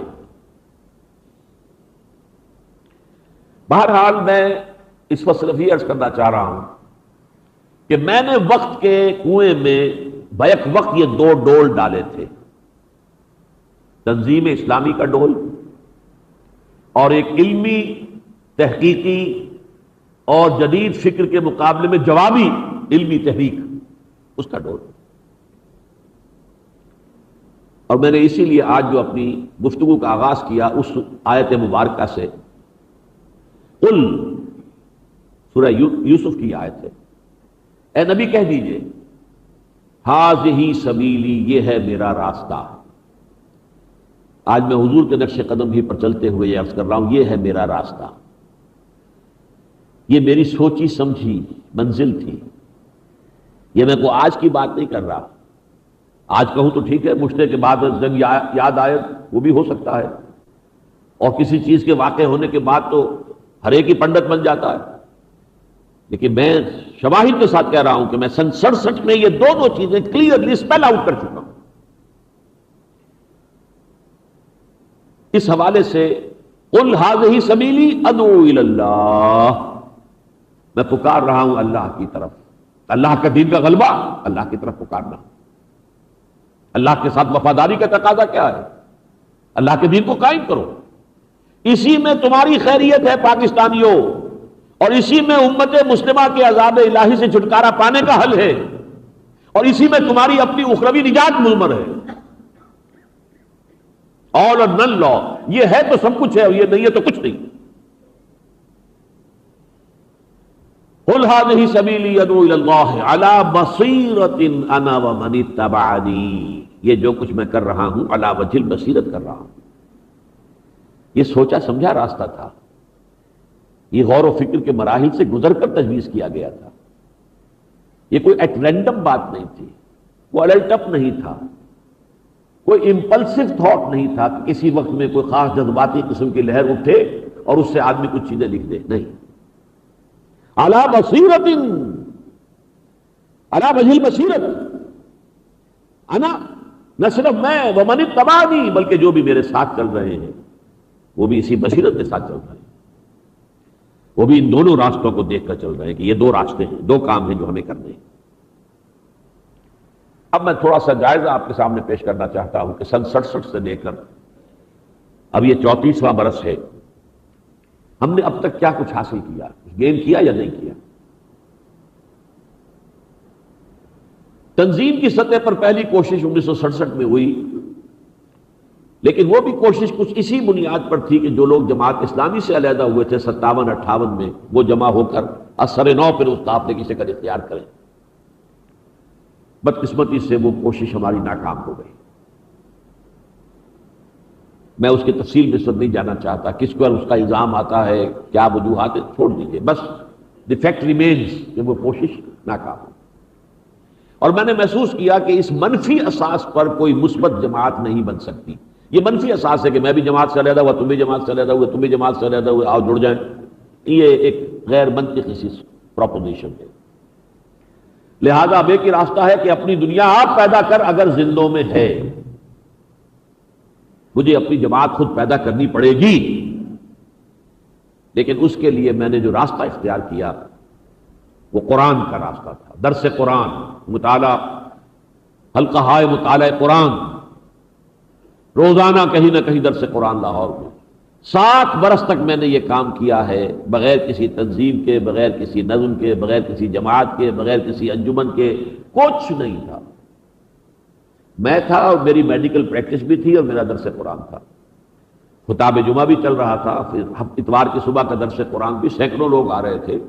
ایک موقع پر گنتی کی گئی مسجد شہداء میں 700 افراد تھے موجود درس میں، اتوار کی صبح کی۔ اس سے وہ ایک حلقہ پیدا ہوا، ہم خیال لوگوں کا حلقہ۔ اس نے پہلی جو تنظیمی حیت اختیار کی وہ 1972 میں انجمن خدام القرآن، دوسری تنظیمی حیت اور پھر جماعت کی شکل جو ہے وہ سن 75 میں تنظیم اسلامی کے نام سے قائم۔ یہاں ذرا سا ایک جملہ معترضہ ہے، ان دونوں اعتبارات سے انجمن خدام القرآن اور اس کے تحت قرآن اکیڈمی جو لاہور میں قائم ہوئی، 1976 میں اس کا سنگ بنیاد رکھا گیا، پھر وہاں پر دو سالہ پھر 1 سالہ کورس جو ہے رجوع القرآن کا شروع ہوا اور جاری ہوا، اور سینکڑوں لوگ اس میں سے گزر گئے، گریجویٹس بھی اور ڈاکٹرز بھی اور انجینئرز بھی، یہاں تک کہ بعض پی ایچ ڈیز بھی آئے، 1 سال مقیم رہے، عربی سیکھی، قرآن سمجھا۔ ایک یہ کام اور دوسرا تنظیم اسلامی کا کام۔ ان دونوں اعتبارات سے میں اپنے آپ کو علامہ اقبال کی شخصیت کا تسلسل سمجھتا ہوں۔ یہی ڈول ڈالا تھا علامہ اقبال نے 1937 میں۔ ان کے ایک نیاز مند تھے، نام بھی ان کا تھا نیاز علی خان، چودھری نیاز علی خان، اور وہ ایس ڈی او تھے نہر میں، ریٹائر ہو کر آئے، خود بھی زمیندار بڑے تھے، پیسہ بھی تھا، تو انہوں نے کہا کہ میں کوئی کام کرنا چاہتا ہوں، دیدی آپ بتا فرمائیے علامہ صاحب کہ کیا کام۔ علامہ نے فرمایا کہ آپ ایک ادارہ قائم کریں، دارالاسلام، اس میں آپ مسلمان جو گریجویٹس ہو چکے ہوں ان کو رکھ کر عربی پڑھائیں اور قرآن پڑھائیں۔ انہوں نے جھٹ اس کے لیے جو ایک وقف بنایا، عمارتیں بنائیں، علامہ نے خط لکھوایا ریکٹر کو الازہر کے کہ ہمیں کوئی ایسا عالم دیجئے جو انگریزی زبان پر بھی عبور رکھتا ہو اور ہمارے گریجویٹس کو قرآن پڑھا سکے اور قرآن پر مطمئن کر سکے۔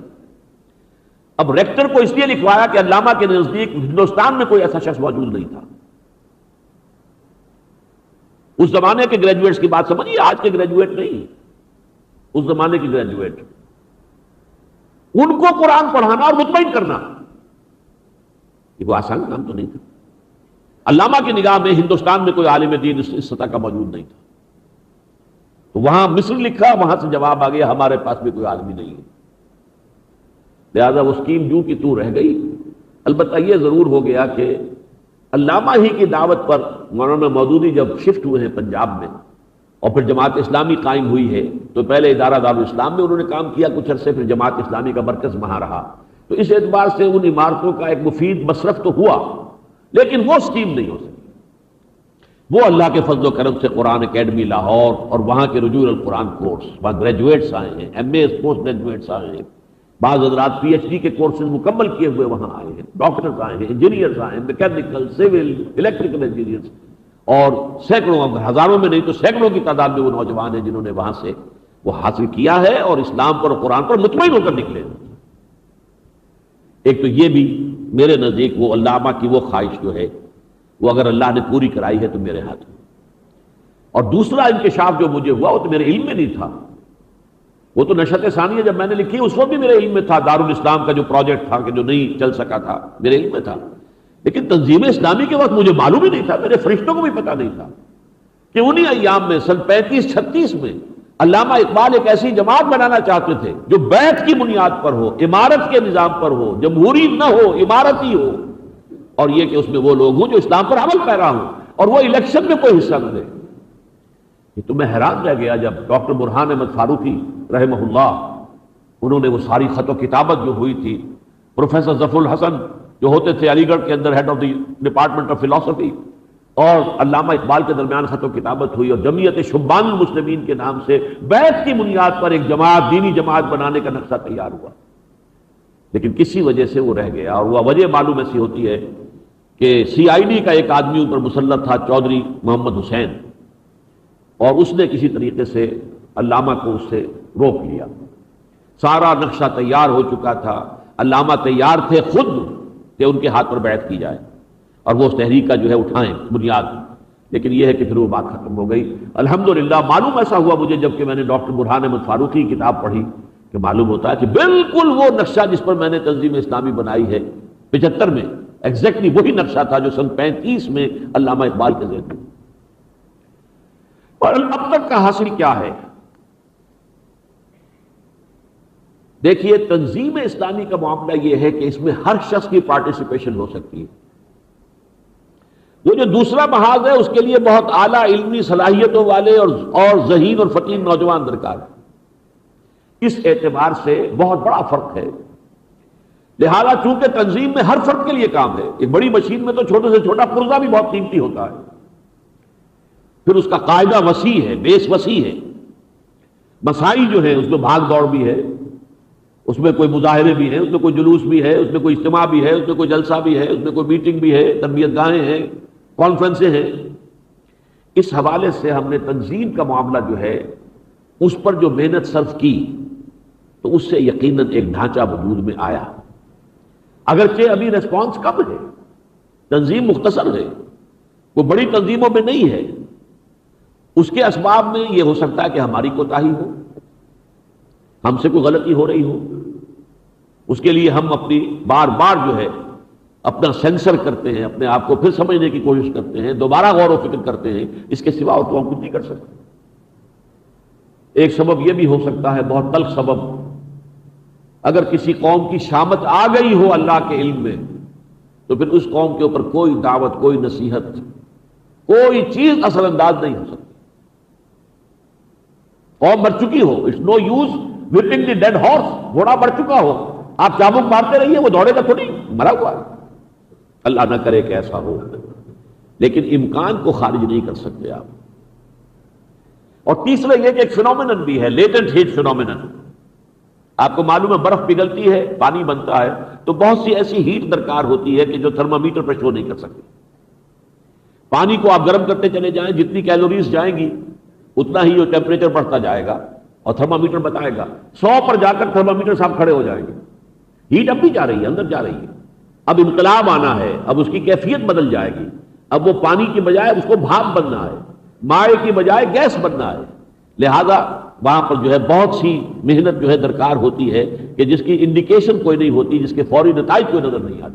واللہ عالم ان میں سے کون سا معاملہ ہے، اور اگر تینوں ہیں تو کس حد تک ہے، یہ اللہ کے حوالے ہے۔ ہم اپنی محنت کر رہے ہیں اور ہرگز کوئی تشویش مجھے نہیں ہے اور ہرگز کوئی مایوسی نہیں ہے۔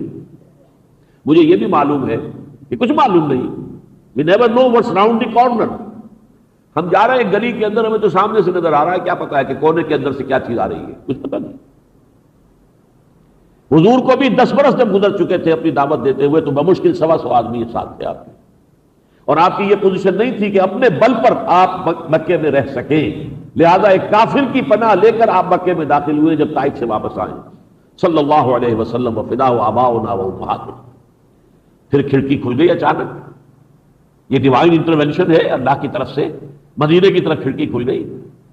محمد الرسول اللہ 10 برس تک دعوت دے رہے ہیں مکے میں بنفس نفیس اور بمشکل 125 آدمی، اور آپ کا ایک ادنا خادم، ادنا نوجوان مصعب بن عمیر گیا ہے مدینے، اور وہ 1 سال میں 75 آدمی لا کے جھولی میں ڈال دیتا ہے۔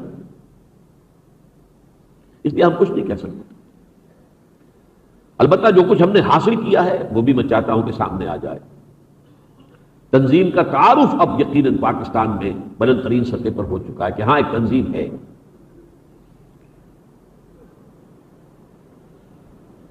دوسرے یہ کہ ایک شخص جو ہے ذاتی اعتبار سے میرے بارے میں کچھ لوگ دیوانہ بھی سمجھتے ہوں، کچھ بہت ہی دقیانوسی سمجھتے ہوں، خاص طور پر جو مغربی تہذیب کی دلدادہ خواتین ہیں وہ مجھ سے بہت شاکی ہیں۔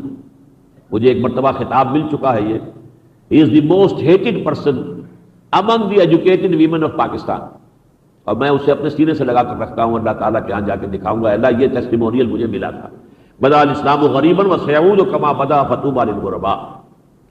لیکن بہرحال ایک بات وہ بھی مانتے ہیں کہ اس شخص کے اندر یہ بات ضرور ہے کہ جو اس کے دل میں ہوتا ہے وہ کہتا ہے، ڈٹ کے کہتا ہے، جرأت کے ساتھ کہتا ہے۔ پھر سب سے بڑی اچیومنٹ جو ہم نے کی ہے اللہ کے فضل و کرم سے، اس میں کوئی ہمارا کمال نہیں ہے، ہم نے بیعت کی تجدید کی ہے، مردہ سنت کو زندہ کیا ہے، اور بیعت کی بنیاد پر ایک واقعی تنظیمی ڈھانچہ بنا کر کھڑا کر دیا۔ گویا کہ وہ باؤل تیار ہو چکا ہے، وہ پیالہ بن چکا ہے جس میں اگر اللہ تعالیٰ کے فضل و کرم سے کسی وقت کسی ٹرن پر کوئی رجوع عام کی شکل پیدا ہو تو انفراسٹرکچر ہے جو اسے ایک خاص شکل میں ڈھال دے گا اور اسے اس رخ کے اندر جو ہے اسے فعال بنا دے گا۔ یہ کام اللہ کے فضل و کرم سے ہم کر چکے ہیں، اور اللہ کے فضل و کرم سے یہ ہماری بہت بڑی اچیومنٹ ہے۔ لیکن جہاں تک دوسرا محاذ ہے یعنی علمی تحریک، تو اس میں یقیناً ایک بات تو یہ بھی رہی ہے کہ میرے درس قرآن کا اس کی جو ایک خاص اورینٹیشن ہوتی ہے وہ علمی، عام طور پر اس کی شکایت بھی لوگ کرتے ہیں کہ آپ کا درس جو ہے وہ عوام کرنے کے لیے نہیں ہوتا، آپ صرف انٹیلیجنسیا کو خطاب کرتے ہیں۔ اس کے اندر مضمر یہی بات ہے کہ میں یہ سمجھتا ہوں جب تک کہ آپ کے معاشرے کے ذہین طبقات کنورٹ نہیں ہوں گے، کوئی پیش رفت جو ہے محض خالص عوامی تحریک کی بنیاد پر آگے نہیں چل پائے گی۔ لیکن یہ ہے کہ اور اسی طریقے سے ہم نے یہ 1 ایئر کورس چلایا اور بہت بڑی تعداد میں لوگ جو ہے نکلے ہیں۔ کراچی میں بھی شروع ہو گیا، لاہور میں تو بہت عرصے سے ہے، کراچی میں کئی سال سے چل رہا ہے، اور جدید تعلیم یافتہ نوجوان آ رہے ہیں، اور نوجوان کیا ادھیڑ عمر کے لوگ بھی آ رہے ہیں، اور وہ تلافی کر رہے ہیں اپنی کوتاہی کی کہ سب کچھ پڑھا ہے لیکن الف بیتے جو ہے قرآن کی اس سے واقف نہیں ہے، تو اس کی تلافی تو کرنے کی ایک ضرورت ہے۔ لیکن یہ کہ مختلف اسباب کی بنا پر اس میں کوئی اور مزید ٹھوس پیش رفت نہیں ہو سکی۔ علمی تنقید جدید فکر پر زوردار چوٹ لگے اس کے اوپر دلیل سے، انہی کے ہتھیاروں سے، انہی کے دلائل کا کاٹ، انہی کے دلائل کے ذریعے سے۔ عربی کا ایک مقولہ ان الحدید بالحدید یفرح، لوہا لوہے ہی سے کاٹا جا سکتا ہے۔ تو دلائل کی بنیاد پر جو یہ فاسد نظریات کھڑے ہوئے ہیں، انہی دلائل کی بنیاد پر ان کو جب تک کہ نہیں توڑا جائے گا بات نہیں بنے گی۔ اس ضمن میں ہمارے ہاں کوئی خاص کام نہیں ہو پایا۔ اس کی وجہ کیا ہے؟ ایک یہ بھی ہے، میری توجہ بنیادی طور پر دعوت پر مرکوز رہی ہے، دعوت تاکہ تنظیم کا قافلہ جو ہے اس کی پیش رفت ہو، آگے بڑھے۔ اور ظاہر بات ہے کہ اس قسم کے کسی کام کو گائیڈ کرنا، اسے بڑھانا، وہ پھر بہت زیادہ یکسو ہو کر اسی میں لگنے کا وہ تقاضا تھا۔ ثانیاً یہ کہ ہمارے ہاں کے معاشرے کی ایک خاص فضا بن چکی ہے، ہمارے اندر جو مرغوبیت ہے ویسٹ کی، اور جو محرومیت کا احساس ہے، ہمارا نوجوان صرف ایک شے اپنے سامنے رکھتا ہے، اور وہ یہ ہے وہ تعلیم حاصل کی جائے جس سے کوئی اچھی تنخواہ مل سکے۔ فکر کے میدان میں آ کر فلسفہ، پولیٹیکل سائنس، اکنامکس، سوشولوجی یہ پڑھ کر، سائیکالوجی، کوئی آپ کو کوئی اچھا پروفیشن، کوئی اچھی تنخواہ تو نہیں ملتی۔ ایک زمانے میں MBA کا کریز تھا، اب کمپیوٹر کا کریز ہے، جو دیکھو وہ اسی کو پڑھنے کے لیے تیار ہے، بڑی سے بڑی فیسیں دے رہے ہیں۔ اس سے ذرا پہلے میڈیکل کا تھا، اب یہ ہے کہ میڈیکل کی بھی کافی مارکیٹ جو ہے وہ اب سیچوریٹ ہو چکی ہے، ویسٹ میں بھی اب ضرورت نہیں رہی اتنی جو یہاں سے ایکسپورٹ ہو رہے تھے۔ بہرحال تو یہاں کا نوجوان اب یہ ہیومینٹیز، انسانی علوم، عمرانی علوم، فلسفہ، منطق، sociology, economics, political science, history یہ پڑھنے کو تیاری نہیں۔ چنانچہ ہمارا خود ناکامی کے اتنے بڑے بڑے مظہر ہیں۔ یہاں ہم نے قرآن کالج شروع کیا تو کیا ہی تھا کامرس کا، اس کامرس کے کالج کا کیا تعلق نہ اس دین کے فکر سے، نہ کوئی جدید نظریات سے کوئی تعلق نہیں، لہذا پھر ہم نے وہ بند کر دیا۔ کامرس پڑھانے والے اور بے شمار کالج موجود ہیں، تو ہم خامخواہ جو ہے قرآن کالج کے حوالے سے کامرس پڑھائیں، کیا فائدہ؟ لاہور میں ہمارے کالج میں شروع میں کچھ آئے گروپ، کچھ نہ کچھ فلسفہ پڑھنے کے لیے بھی لڑکے تیار ہوئے، تھوڑے تھوڑے تھے، پولیٹیکل سائنس وغیرہ بھی، لیکن ہوتے ہوتے وہاں بھی شکل یہ بن گئی کہ اب مسلم مضامین کو کوئی پڑھنے کو تیار ہی نہیں ہے۔ ابھی ہم نے قائم رکھا ہوا ڈھانچہ، لیکن میں تسلیم کرتا ہوں کہ جو اصل مقصد تھا اس قرآن کالج کے قیام سے وہ ہمارا ختم ہو چکا ہے، اب اس میں ناکام ہو چکے ہیں۔ ان حالات میں میں اب آپ کو جو میں نے دوسری آیت آج تلاوت کی تھی شروع میں، اس کے حوالے سے ایک نوید، ایک خوشخبری دے رہا ہوں۔ سورہ انعام میں حضور سے فرمایا گیا ہے صلی اللہ علیہ وسلم، اور آپ کو معلوم ہے سورہ انعام جو ہے نازل ہوئی ہے تقریباً مکی دور کا آخری حصہ۔ حضور پر مکے والوں کی طرف سے جو ایک دلگیری اور مایوسی کی کیفیت طاری تھی کہ میرے 12-13 سال یہاں کھپے ہیں، لیکن کیا نتیجہ نکلا ہے؟ 100-150 آدمی بس۔ اس میں اللہ تعالیٰ نے حضور کی دلجوئی کے لیے الفاظ فرمائے، ان یکفر بہا ہؤلاء، اے نبی صلی اللہ علیہ وسلم اگر اس قرآن اور آپ کی اس دعوت قرآنی کی ناقدری کی ہے آپ کی اس قوم نے، مکے والوں نے، تو آپ دلگیر نہ ہو، دل برداشتہ نہ ہو۔ فقد وکلنا بہا قوما، ہم نے ایک اور قوم کو اس کے لیے معین کر دیا ہے، لیسوا بہا بکافرین، جو اس کے ناقدرے نہیں ہوں گے۔ یہ اشارہ تھا مدینے کی طرف کہ آپ ایک ادنا شاگرد مصعب بن عمیر جاتا ہے، ایک نابینا معلم قرآن عبداللہ ابن ام مکتوم جاتے ہیں، اور 1 سال کے اندر اندر 75 جن میں کافی چوٹی کے لوگ جو ہیں اوس الخلت کے شامل ہیں لا کر حضور کی جھولی میں ڈال دیتے ہیں۔ ان یکفر بہا ہؤلاء فقد وکلنا بہا قوما لیسوا بہا بکافرین، اسی انداز میں سمجھیے کہ الحمدللہ کہ ہماری اس دعوت کی جو بھی آواز پہنچی ہے، چونکہ آڈیو ویڈیو کتابیں یہ تو گئی ہیں، ہر جگہ گئی ہے، پوری دنیا میں گئی ہے۔ خود میں 1979 سے امریکہ جا رہا ہوں، تو آج کی بات تو نہیں ہے، 22 برس ہو گئے۔ پہلے سال 1979 میں جب گیا ہوں تو مولانا مودودی رحمہ اللہ، ان کے نماز جنازہ کی بھی سعادت وہیں حاصل ہوئی بفلو میں۔ بہرحال وہاں ہماری اس تحریک نے اب یہ شکل اختیار کی ہے، 15-20 نوجوان اعلیٰ تعلیم یافتہ ذہین باصلاحیت، وہ اپنے کیریئر چھوڑ کر، کوئی میکینیکل انجینئر ہے چھوڑ دیا، اب وہ ایم اے پی ایچ ڈی ان ہیومینٹیز میں، یہ جو فکر جو ہے، سوچ جو ہے، نظریات جو ہیں، افکار جو ہیں، فلسفے جو ہیں، یہ جو اصل جڑ بنیاد ہے اس تہذیب کی، یہ تہذیب جو ہے اس کی بنیادیں ہیں فکری نظریاتی، ان نظریاتی بنیادوں پر تیشے چلانے کے لیے ضرورت ہے کہ پہلے ان کے اندر خود گہرا اترا جائے۔ امام غزالی اگر فلسفہ پورا چھان نہ دیتے اس وقت کا تو تحافت الفلاسفہ نامی کتاب نہیں لکھ سکتے تھے۔ امام ابن تیمیہ اگر اس وقت کی منطق جو ہے اس کی جڑوں میں نہ اتر گئے ہوتے تو ظاہر بات ہے کہ رد علی المنطقیین والی کتاب لکھنا ممکن نہیں تھا۔ تو ایسے نوجوانوں کی تربیت اور ایسے نوجوانوں کو تیار کرنے کا کام الحمدللہ الحمدللہ ثم الحمدللہ کہ امریکہ میں کئی سال ہوئے کہ شروع ہو چکا ہے۔ ان نوجوانوں کے جو لیڈر سمجھ لیجئے، گل سرسبد باسط بلال کوشل ہیں پاکستانی، 8-9 برس کی عمر میں ان کے والدین شفٹ ہو گئے، وہاں چلے گئے تھے، باقی سب کچھ وہاں پڑھا ہے، وہیں کی تعلیم وہیں کی، اور وہاں اب اس وقت 2 یونیورسٹیوں سے بیک وقت پی ایچ ڈی کر رہے ہیں، 2 ایم اے کر چکے ہیں وہاں کی یونیورسٹیوں سے، لیکن یہ کہ ڈروز یونیورسٹی میں بھی ان کا پی ایچ ڈی کا کام تقریباً مکمل ہو چکا ہے، تو سارا کام مکمل ہو چکا ہے، اور کچھ ہی دیر کی بات ہے۔ اور ایک اور جو ہے ورجینیا کی یونیورسٹی جو ہے یونیورسٹی آف ورجینیا، اس کے اندر بھی پی ایچ ڈی مکمل کر رہے ہیں۔ اللہ نے ایک خاص ان کو اس کام کے ساتھ ایک مناسبت عطا کی ہے، وقت پر اللہ تعالیٰ لوگوں کو اٹھا دیتا ہے۔ اور عجیب ایک حسن اتفاق سمجھ لیجئے، میں نے جس 1967 سن میں اسلام کی نشأت ثانیہ نامی کتابچہ لکھا تھا اور اسی سن میں تنظیم اسلامی کی قرارداد تاسیس مرتب کی تھی اور اس کی توضیحات لکھی تھی، اسی سن میں ان کی پیدائش ہوئی۔ اور عجیب بات یہ کہ میرے یوم پیدائش سے ایک دن پہلے یہ پیدا ہوئے، میری تاریخ پیدائش 26 اپریل ہے، ان کی 25 اپریل ہے 1967۔ بہرحال یہ جو کام وہاں پر اب ہو رہا ہے، اس وقت ہمارے وہاں کے چند ساتھی جو ہیں پاکستان کے دورے پر آئے ہوئے ہیں، میں کچھ اور اقدامات بھی سوچ رہا ہوں کہ تنظیم اسلامی نارتھ امریکہ اور تنظیم اسلامی پاکستان یہ کلوزر آئیں، ایک دوسرے کے قریب آئیں۔ ابھی تک ان کے درمیان جو ہے لائزون اور ربط و ضبط جو ہے کم ہے، لیکن اس مرتبہ ہم نے ان کا یہ ٹور جو ہے آرگنائز کیا ہے۔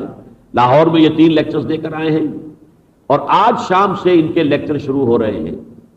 وہ کون سا ہال کہلاتا ہے؟ F T C hall. کس جگہ ہے یہ؟ شاہراہ فیصل پر جو ہے، گورے قبرستان کے اپوزٹ۔